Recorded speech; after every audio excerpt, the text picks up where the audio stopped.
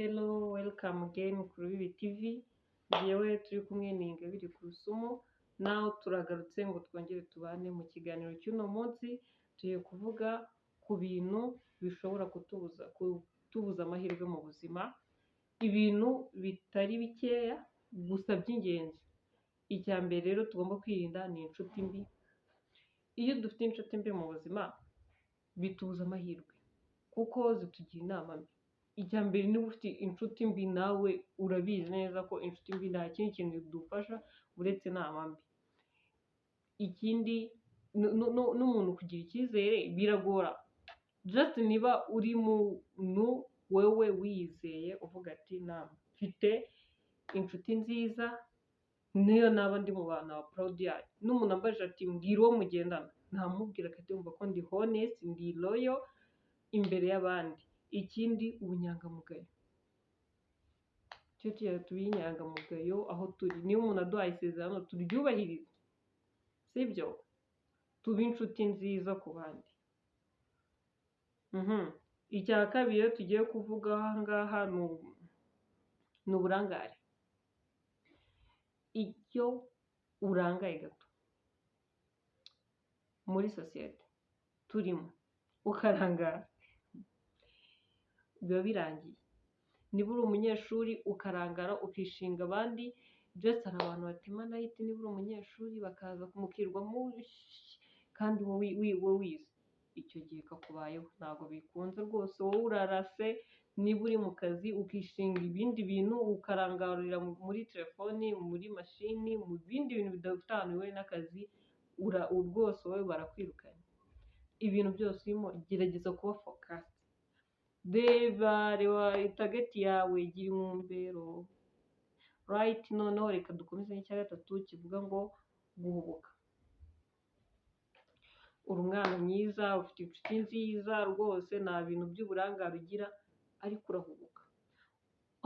Hari abantu bakunda gutuma umuntu aba stress cyane mu mutwe, akabona kuba ujagaraye ibyo bimushimishije akahita aza sava akakubaza bite ko mbona wambaye nabi, just cyangwa akakubwira urundi rujambo rudahwanye ukahita urankara ugafata imyanzuro udatekereje, cyangwa umuntu akaba yishimye akahita agufatirana muri uko kuntu wishimye ugasanga agukoresheje ibintu bitabaho. Be more careful. Mu gihe uzi yuko wishimye try. Ikindi ni kwitinya, kutagira confidence, kumva udashoboye, just wumva uri umuntu umeze no, urashoboye, ufite imbaraga, nta kibazo. Niba wowe wumva muri wowe ko ugihumeka umwuka w'abazima, menya ko ikintu cyose muri ino si wagikora kigashoboka. N'Imana nawe ubwawe nta wundi muntu ugomba kujyamo hagati. Ujyamo ninde? Niba wiyizeye that's all. Nta kindi. Wowe kora ibyawe mu buryo bwawe. Sava?